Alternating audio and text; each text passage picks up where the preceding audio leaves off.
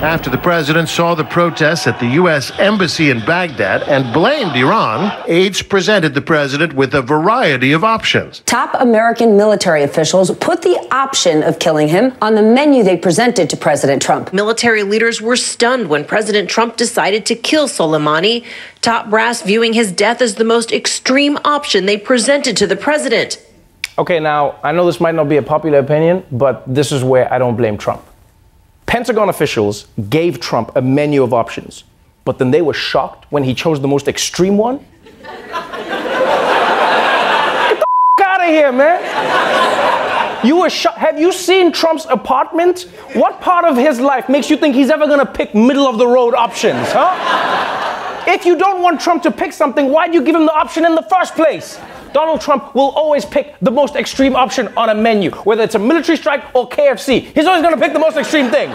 He'd be like, yes, I'll have the meat lover's explosion with extra bacon served in a kiddie pool of ranch dressing. They'd be like, sir, we don't actually have that. That's just like a publicity stunt. He's like, that sounds like a you problem. And no lettuce.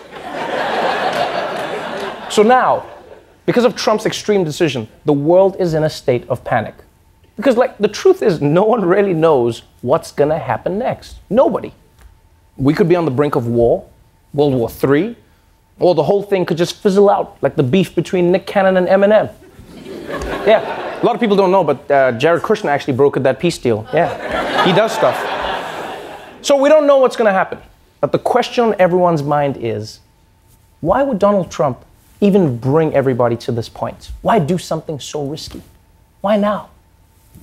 Nobody knows.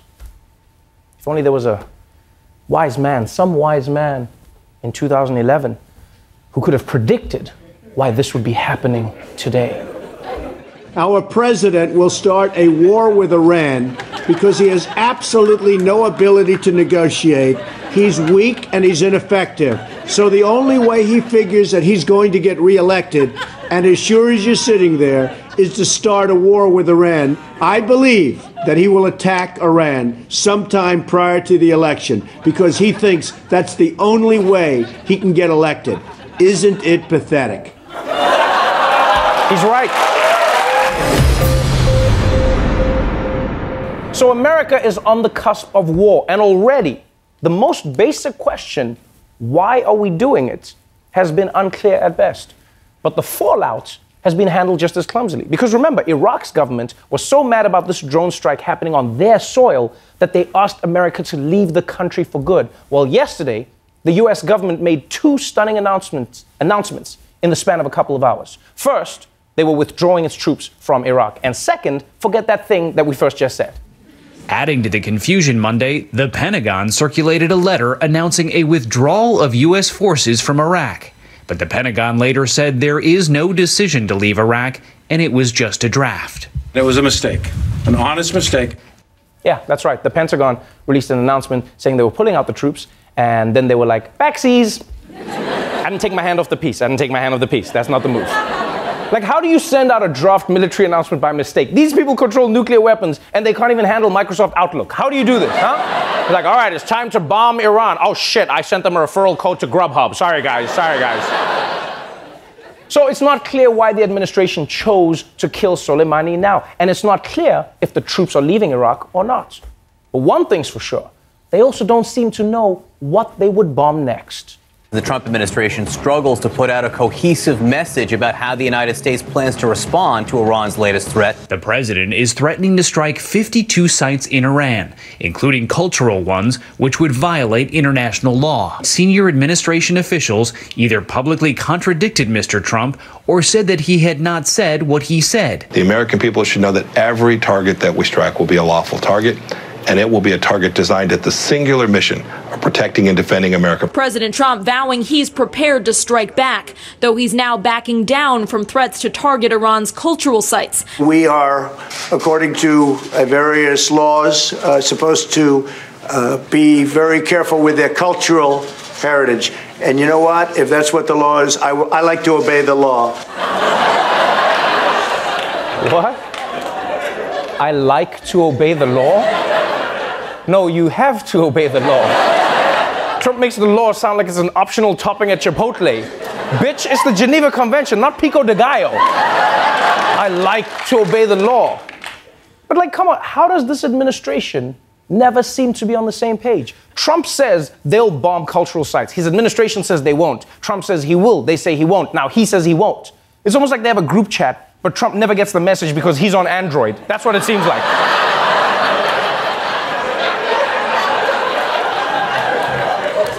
So, you know, the truth is, as much as we insult the Trump administration, at least they're learning from America's previous mistakes. Yeah, because in 2003, the Bush administration had a plan to go into Iraq, but no exit strategy.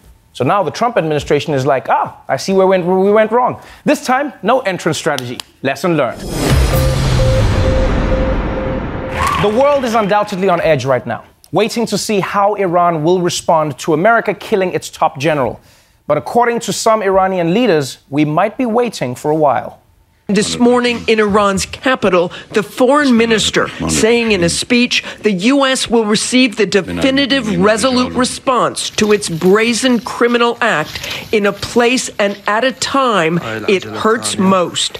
Iran is a very patient country. We will take our action after necessary deliberation, but I'm sure that it will be taken at the time of our choosing. Not the time of the United States choosing. God damn.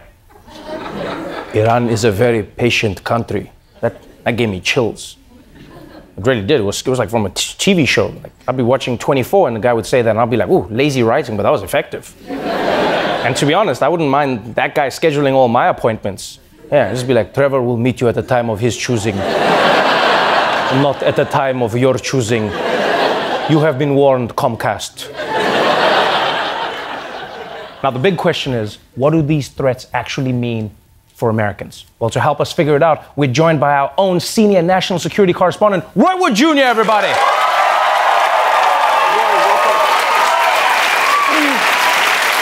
What the hell are you wearing, man? I'm wearing protective gear, Trevor. Did you not hear that, man? We're all gonna die. Roy, please, I brought you on for analysis, not fear.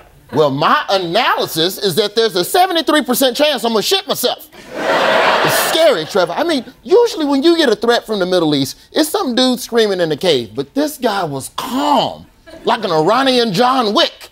It's like we killed his puppy and now he's coming for us. Well, Roy, to be fair, we always knew that Iran was gonna threaten America, but what do you think they'd actually do? It's obvious, Trevor.